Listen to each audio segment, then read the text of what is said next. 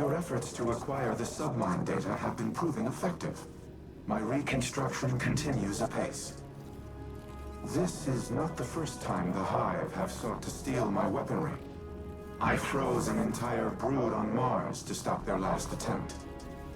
Despite their persistence, they have never once succeeded. In no small part thanks to the Vanguard. This time will prove no different. My diagnostics indicate that we nearly have enough data to complete the repair cycle. Once the warsats are under our control, I will lay waste to the Wrathborn. If they so desire to witness the power of a war mine, then I will gladly oblige.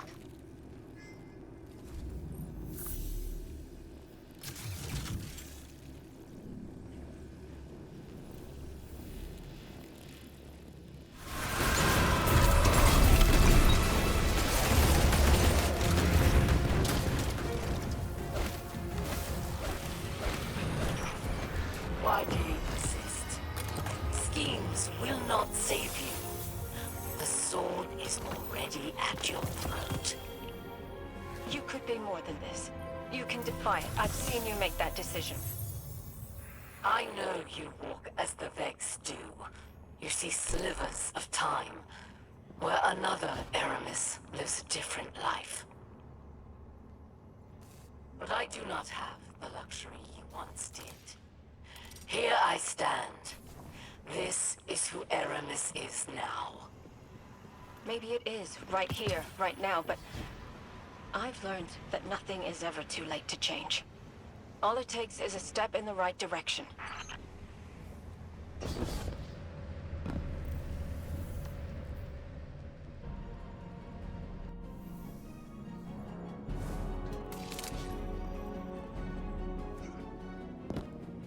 We have no time for pleasantries, Osiris. I bring grim tidings. My Techians have been trying to make sense of Xivu Arath's tactics. Her armies are legion, yet she commits minimal forces to battle. Minimal forces? Every Wrathborn we cut down is replaced by 2 more. She could replace them tenfold, so why does she show restraint? Her worm feeds on warfare. The more violent the act, the greater the power she draws from it. Much like Savathun's worm fed on guile and deceit. You mean to say that... This is not a war. It is a ritual. Her death singers weave their magic and prepare for a grand sacrifice. If so, our strategy remains unchanged. Retake the warsats and eradicate the Wrathborn. Just as Xivu Arath desires.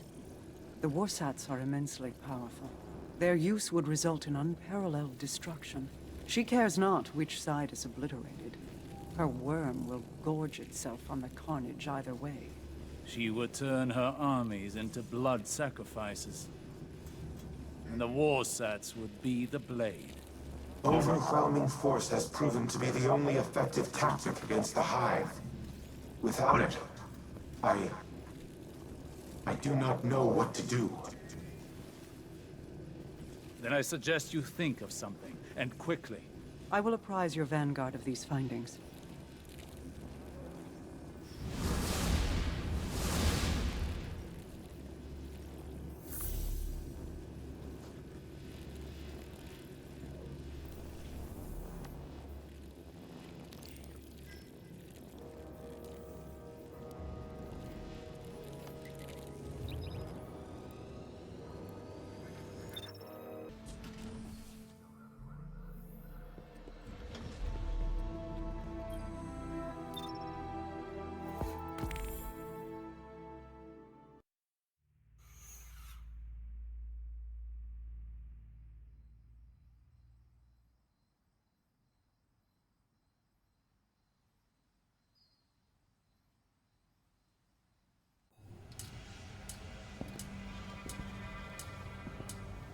The warsats are a means to an end.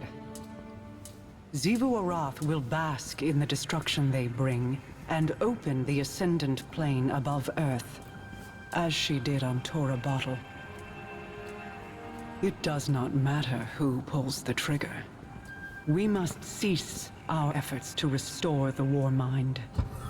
No.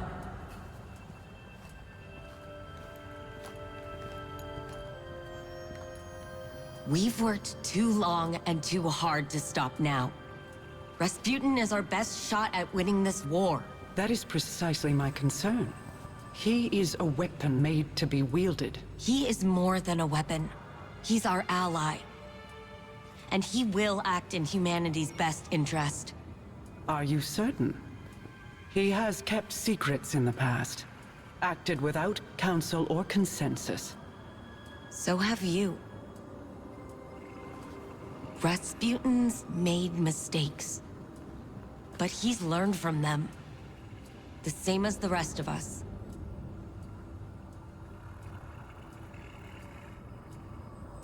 Then I propose we aim not for total victory, but a stalemate. Allow Rasputin to prevent Xivu Arath from claiming her prize, and refrain from using it himself.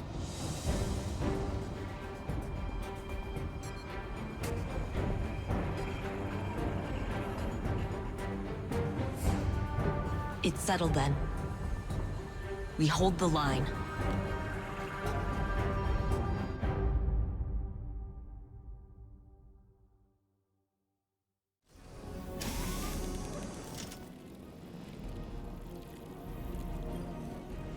I am a machine of war, built for a singular purpose: to destroy any and all threats to humanity.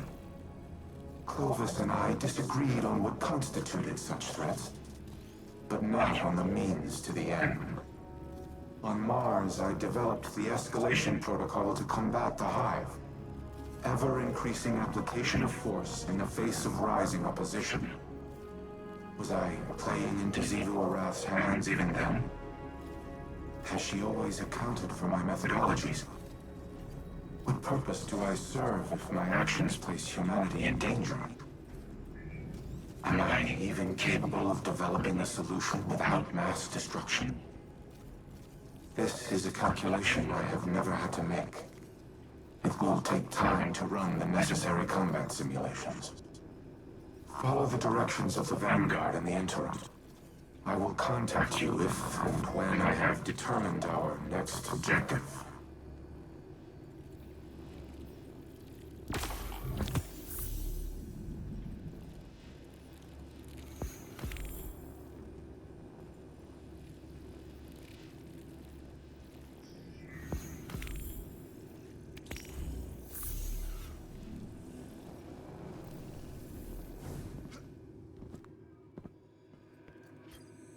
Ikora was so bright, so full of promise.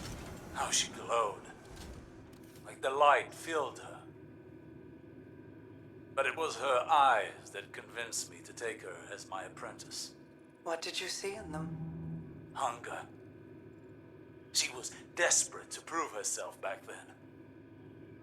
I knew the feeling well. And you know it again now. When Ikora looks in my eyes, what do you think she sees? Everything that she always has.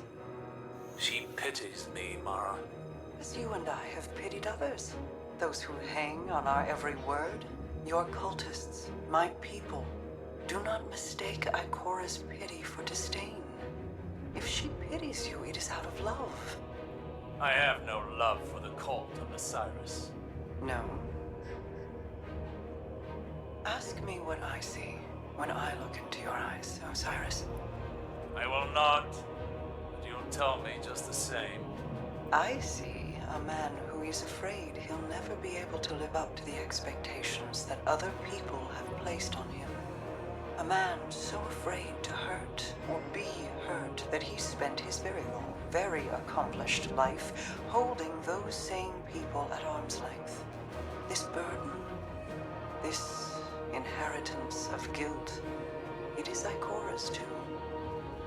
I never wanted this for her. As your mentors never wanted it for you.